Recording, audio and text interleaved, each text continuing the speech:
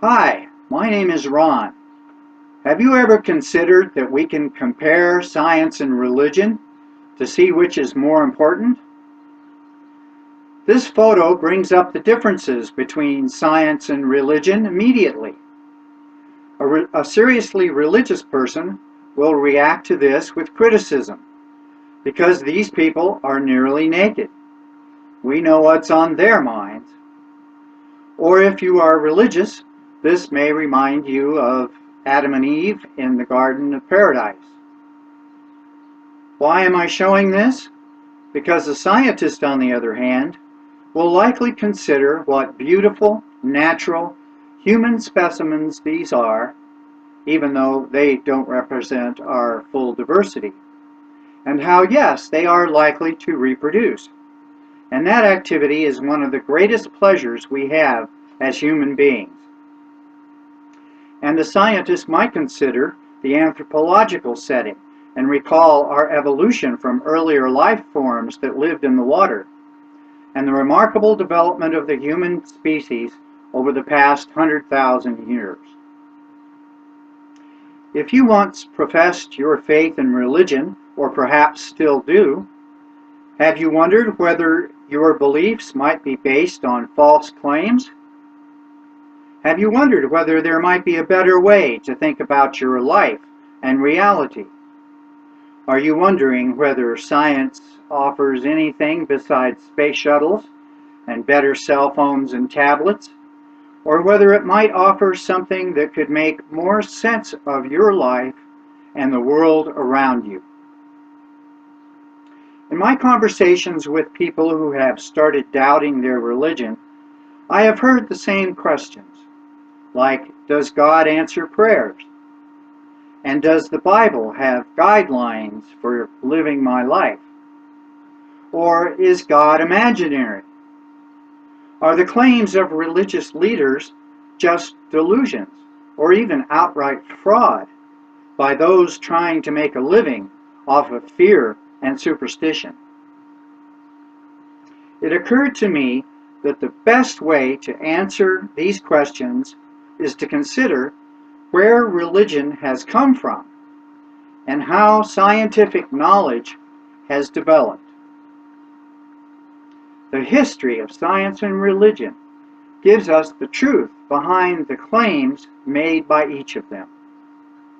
A comparison of science and religion throughout history will give us an understanding of where they both stand in the world today. This understanding may be essential to human progress, essential to the very survival of humanity.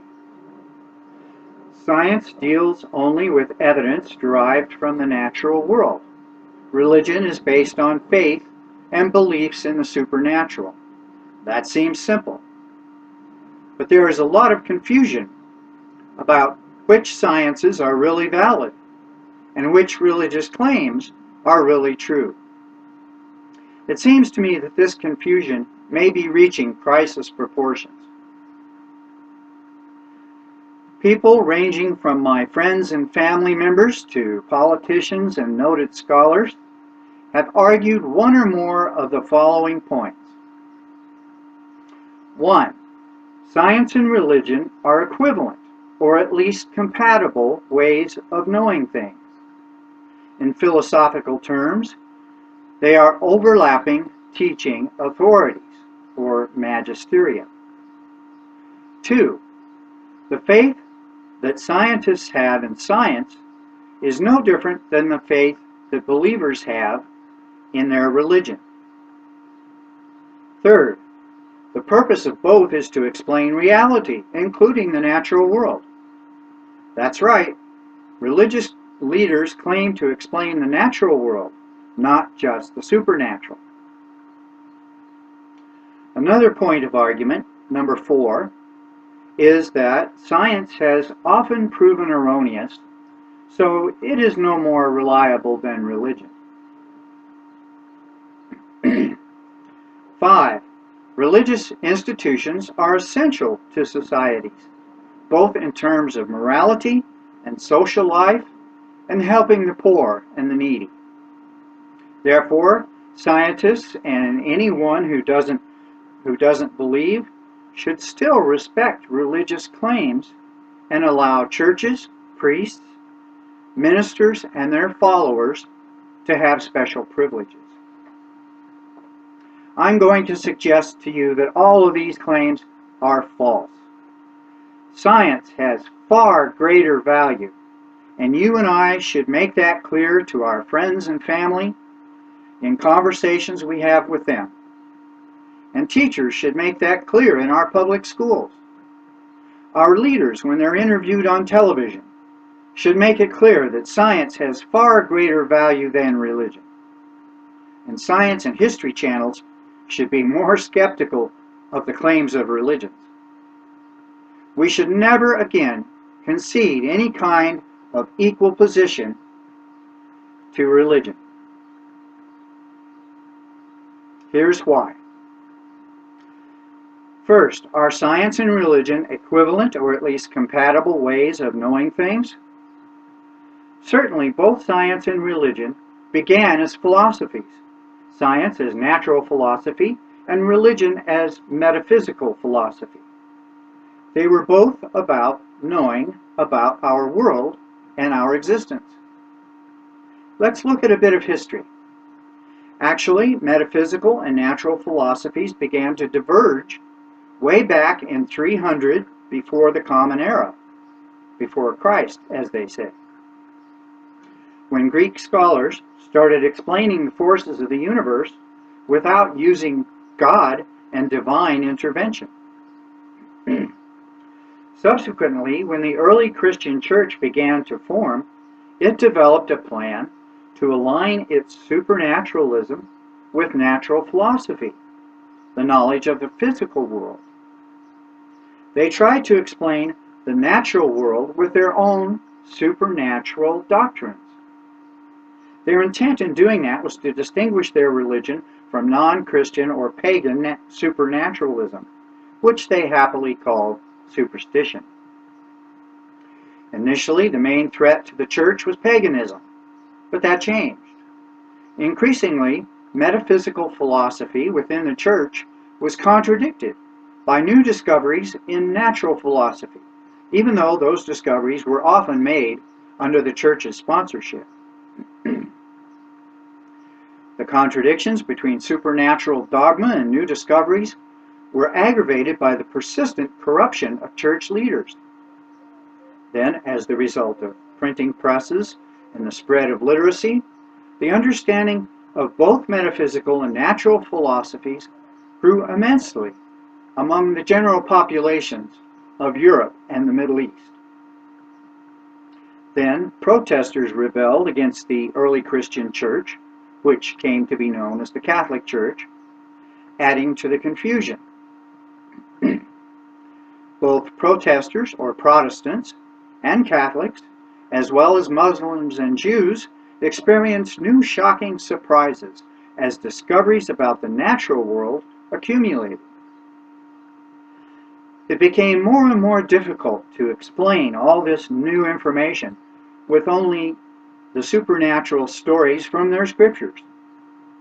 In the 1700s, leading writers and philosophers of the Enlightenment period posed bold questions about our similarities to animal species, casting doubt on the stories of Adam and Eve and Noah's Ark, and they questioned the dogma of salvation through Jesus of Nazareth. Philip Blom wrote a great book recently titled A Wicked Company, The Forgotten Radicalism of the European Enlightenment. It is about the famous philosophers David Hume, Paul-Henri de Holbach, Denis Diderot, the first great encyclopedist, Jean d'Alembert, also a mathematician. Their answers to the great questions had to comply with church dogma, or they would be imprisoned or executed. But their questions provoked the brighter minds of the day to become agnostics, freethinkers, or even atheists. The greatest surprise for believers occurred about 150 years ago, when the scientific community declared that they accepted the theory of natural selection, which was explained by Charles Darwin with the support of others in 1869. Evolution was called natural selection, not supernatural selection, because it became obvious that the so-called creation could conceivably occur because of the different levels of survival in populations of species over very, very, very long periods of time. Millions of generations, all without the need for a single act of God in the process. The Adam and Eve story, the basis for the Christian claims of sin and salvation through Jesus, was demoted to a children's fairy tale. The hinge pin was lifted on the floodgate, releasing a new flow of doubts about Christianity by people around the world. Today, Christians have populated almost a third of their planet, but their early beliefs have evolved too, creating thousands of groups with different beliefs. Islam spread through another third of the planet, in spite of splitting into Shia and Sunni over issues of authority, which of course is the very subject of this video, actually. By 1900, the greatest threat to these religions was not paganism, but science and modernity. By Darwin's time, progress had led to a clear divergence of supernatural and natural philosophies that were now known by the words religion and science. These terms actually came into use only recently, in the 1800s. Right after Darwin's Origin of Species in 1869, John Draper and Andrew White boldly brought up this conflict between science and religion in their books of 1874 and 1896, respectively. Their work came to be known as the Draper-White conflict theory. So where do religion and science stand today? Some scientists, religious leaders, and educators want to avoid any appearances of serious conflict between these authorities. In 1950, Pope Pius XII did his part to play down the conflict by claiming that there are two separate but overlapping teaching authorities.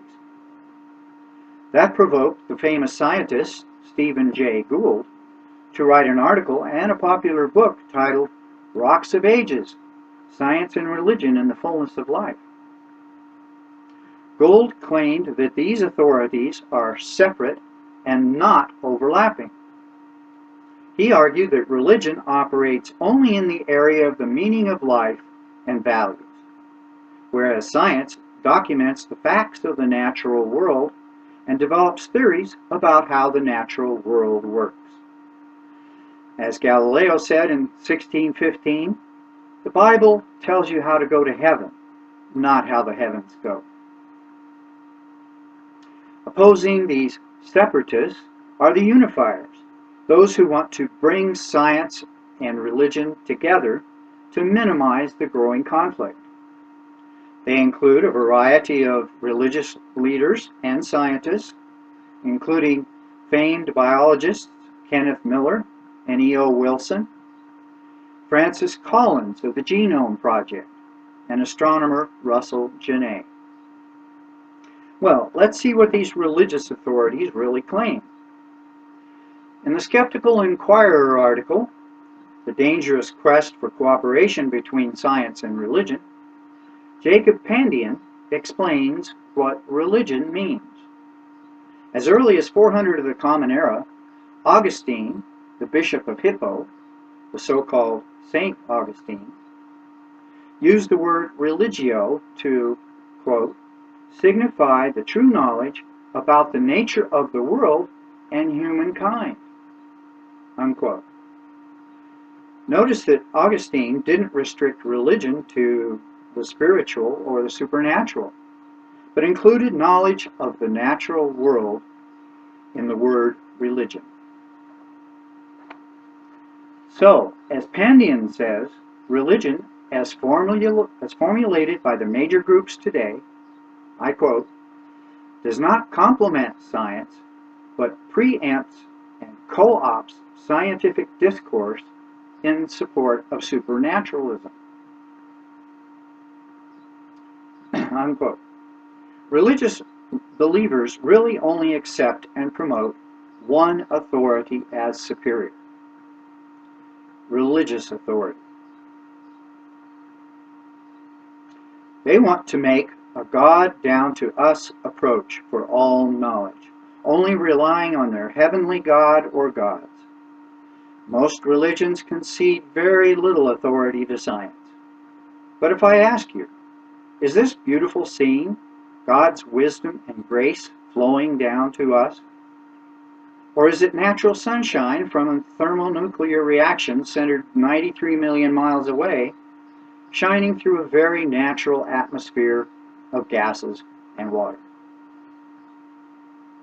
The most prominent example of this conflict over science today is, of course, the intelligent design or divine origin of life, creation, which was abandoned in academia and medical schools 100 years ago. There was an education bill in the U.S. Senate recently, sponsored by Christian leaders, that encouraged teaching the so-called controversy over evolution and creationism. But the courts have ruled that teaching creationism in public schools is just an attempt by local government leaders to firmly establish religion, which is a violation of the separation of church and state as guaranteed in the First Amendment to the U.S. Constitution. So, to protect the doctrine of creation, there have been attempts in state legislatures to prohibit all lawsuits that attempt to keep church and state separate. Religious leaders are constantly demanding that their knowledge is superior over the methods of science.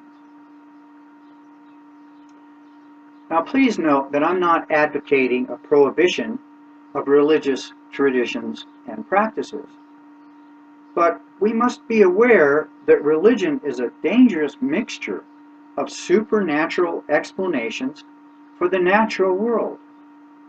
Creation, tornadoes, lightning strikes, crime sprees, disease, miracle rescues, bumper crops and crop failures, floods and droughts. Virtually everything that happens, good or bad, is simply described as God's will by believers. Having dwelt on the meaning of the word religion, I should take some time to explain the word science.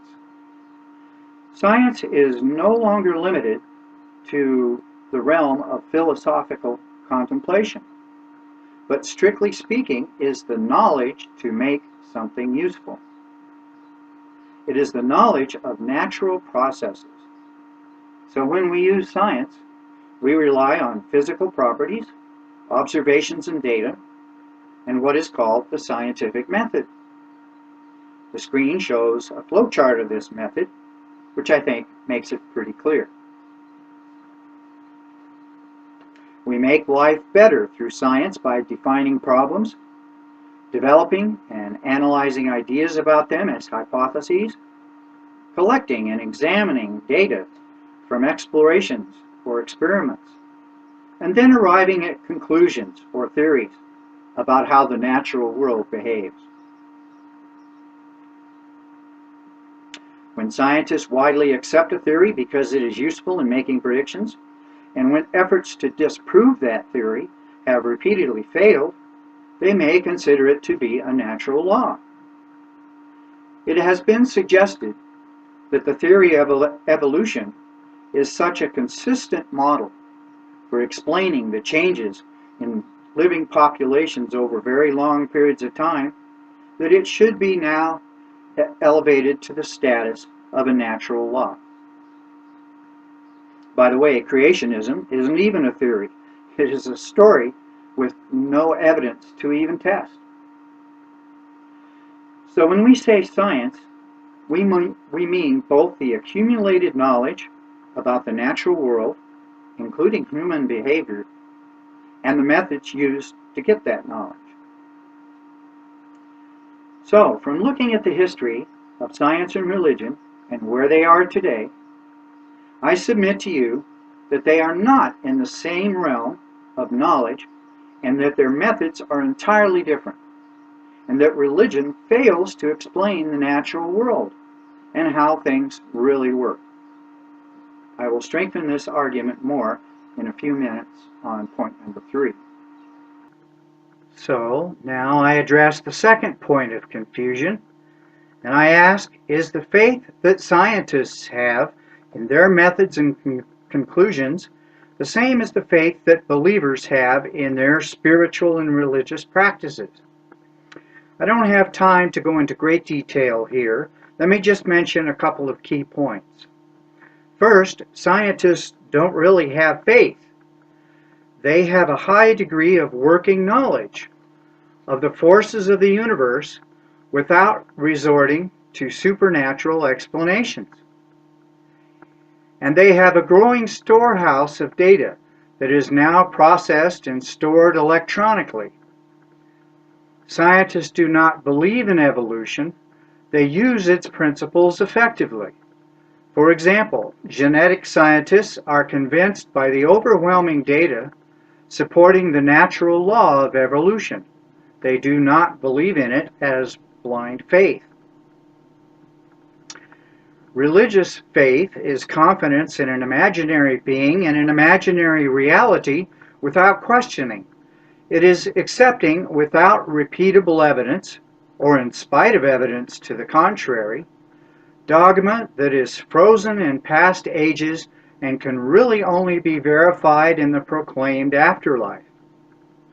It is a mystical or illusionary faith.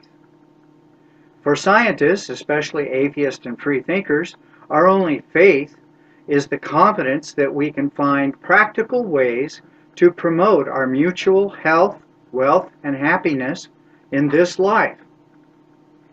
This confidence is progressive and sustains humanity far better than religious faith, which has often mindlessly justified both victims and oppressors in this life in physical, sexual, and emotional abuse, bigotry, slavery, and war. Most people are naturally skeptical in most situations during the course of their daily lives, in business and family decisions, but not when it comes to religion. How many people are skeptical on Sunday mornings in church, or other days in mosque, temple, or in Bible classes? Almost everything in those scriptures is extraordinary. And what reason do people have to accept them? Without doubt. How many people are skeptical of prayer, the most common faith practice? Very few. Yet prayer fails more than half the time and may actually cause more problems for believers if they would only admit it. What about biblical revelations? The tools and practices that scientists use have far greater predictive power than any religious prophecy. Predictions for the end of the world have proved false hundreds of times since those so-called revelations. So, that covers the question of faith. The third point of confusion: do both religion and science explain the natural world? The failure of religion to provide correct, timely, and accurate explanations and remedies has led to more and more reliance on science. Natural forces can be understood, predicted, and utilized so well by the methods of science that even believers have stopped using religion to explain the natural world in most areas of their lives, most of the time. Just a simple formula from physics, like force equals mass times acceleration, F equals ma, has incredible utility and predictive power for determining one of those parameters from the other two. Yet it is nowhere to be found in any Holy Scripture. Yet religious leaders continue to close their eyes and ears to the incredible value of the methods of science and stubbornly claim the dominance of religion. Thousands of religious sects still profess differing revelations about heavens and hells, in spite of the fact that scientists have pierced the celestial dome and gone to the moon. Religion has failed. That is reality. Religious leaders never could explain disease, why the smoke from incense rises, why the seasons come and go, why animal husbandry and crop mutations are successful, why the earth shakes sometimes, why airplanes fly and boats float, why I look like my mother and father. Scientists have explained almost everything we could care to ask. The purpose of religion is now very questionable. I can only conclude the purpose of religion for believers is social, network, and controlling children, which can be achieved with other less damaging and fraudulent methods. Science, on the other hand, is now huge. This graphic is a map of science's family tree as presented by Discover magazine in June of 2007.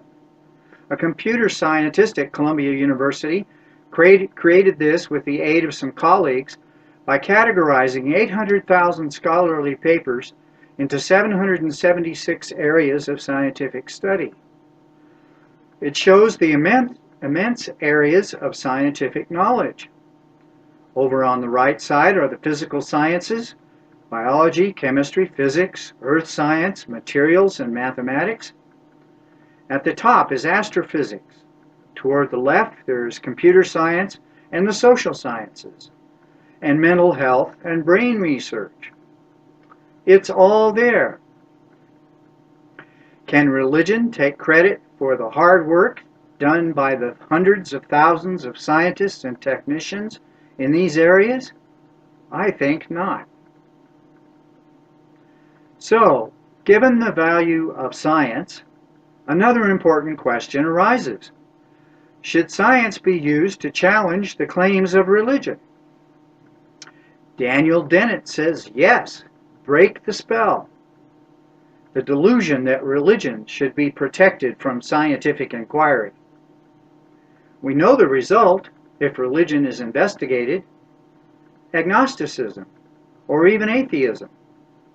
That is why so many religious believers see real science as atheistic.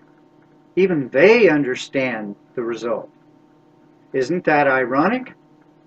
This outcome of scientific examination of religion is why so many scientists keep their spiritual and scientific authorities separate in their minds. How schizophrenic is that? I am convinced that one of the reasons for teenage anxiety, besides the obvious, is that they are asked to keep both science and religion in their heads at the same time.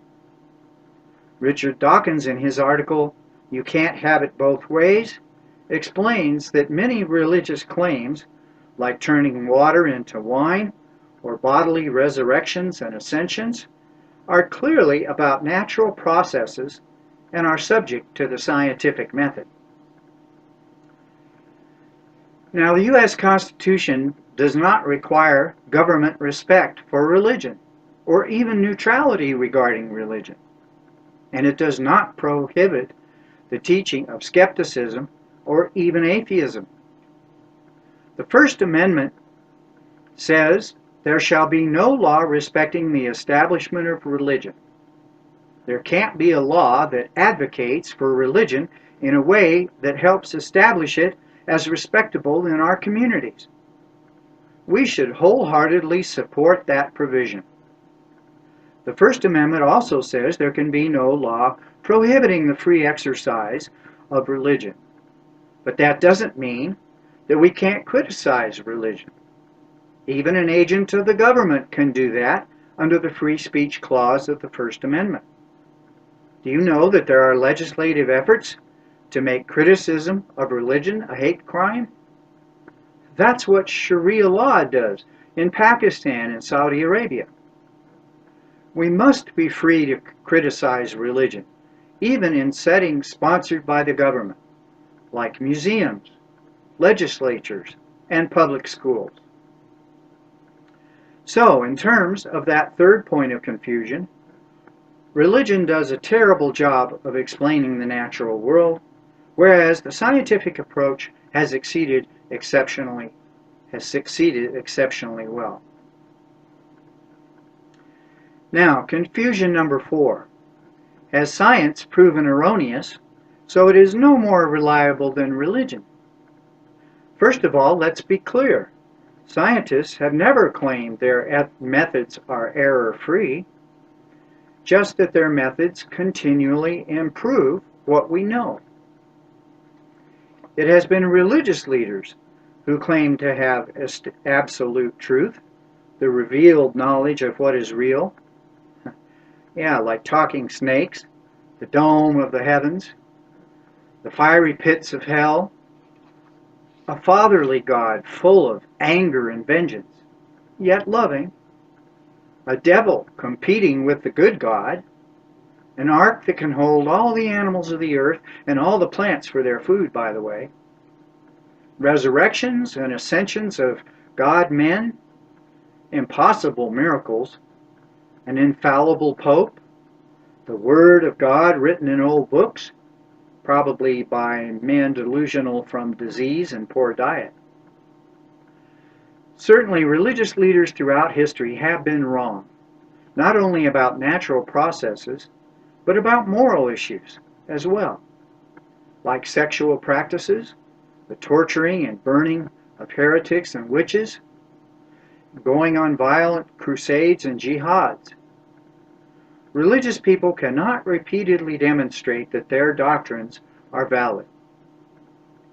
For example, they cannot demonstrate that Jesus of Nazareth walked on water, or rose from the dead and ascended into the sky. They cannot demonstrate that those who accept salvation through Jesus are saved, or that those who die or kill for Allah receive the benefits of paradise, or that those who follow their leaders' guidance are more blessed in this life than had they done otherwise. There are no clinical trials in religions. There are no accepted agents of change, which are essential to human progress.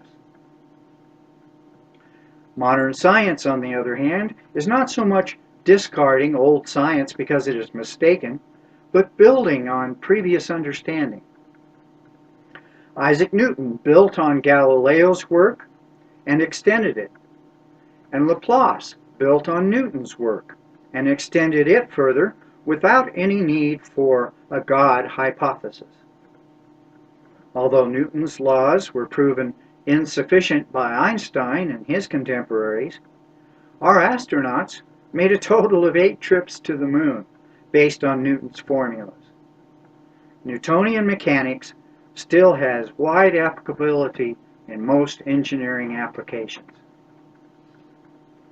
And then there is mathematics, which has provided incredibly reliable tools in support of science, often leading inquiry into new areas based on strictly theoretical predictions. Yet these powerful mathematical analyses were not even suggested in any Holy Scripture. They were produced by the inquiry and invention of free minds. Who really works hardest to banish ignorance, science or religion? That's actually the title of a great article by Peter Atkins, an Oxford chemistry professor. Find it and read it. Also, look up the Skeptical Inquirer article by Chet Ramo, Celebration Creation. in which he describes this wonderful, relatively new story, the scientific story of humanity. It's on the reading list that I'll show at the end of this video. He describes how this story has far more advantages over all the others before it. Because, and I quote, "It works so well. We test the news story in every way that we can. It is a story that emphasizes the connectedness of all people and all things. It is a story that asserts our responsibility for our own lives and the future of our planet. It is a story that reveals a universe of unanticipated complexity, beauty, and dimension. It is certainly the truest of stories." Unquote. Finally, number 5. Some people, humanists and free thinkers among them, argue that religion is necessary for social cohesion and morality. But other social structures can and do provide social cohesion and moral guidance without blind faith. Consider non-religious, non-profit groups, environmental groups, and major institutions like hospitals, public schools, and universities. Even businesses provide social cohesion and ethical guidelines, though we may wish they would rise to higher standards. Yes, our scientific understanding, if properly applied, is enough. No, we don't need dogmatic religion. In fact, if the God of Scriptures has never existed, except in human imagination, as some of us think, then indeed we have been surviving all this time, not because of gods, but because we occasionally took a scientific approach to our problems. Some people say that without some spiritual guidance, individuals and societies become totally materialistic. Well, the U.S. is 70 to 80% religious. Is all of our materialism due to the other 20 or 30% who are not religious? I don't think so. What about the materialism of extravagant churches? Kimberly Blaker and Dawkins, Dennett, Harris, and Hitchens have accurate and extensive criticisms of dogmatic religion and its morality in their books. The basic approach of scientific skepticism works in our lives, and it is so crucial to our survival. No solutions based on dogmatic vision of the future can solve our social, political, environmental, and technical problems. On the contrary, as several authors like Jared Diamond and Kimberly Blaker have pointed out, religion could very well bring about a major collapse of modern societies. Science, on the other hand, can help us manage our population growth and provide us with energy alternatives to fossil fuels. Science can help us all understand the limits of consumption, and it can help us manage our pollution and climate change problems. It has already weakened the prejudices of peoples around the world through telephone, internet, and video communications alone. Zoran Pazameda has summarized the conflicting principles of science and religion as shown in this chart, which I have modified and expanded somewhat. Science deals with the natural and the knowable. Religion does not. In science, truth is found from a very specific exploratory method.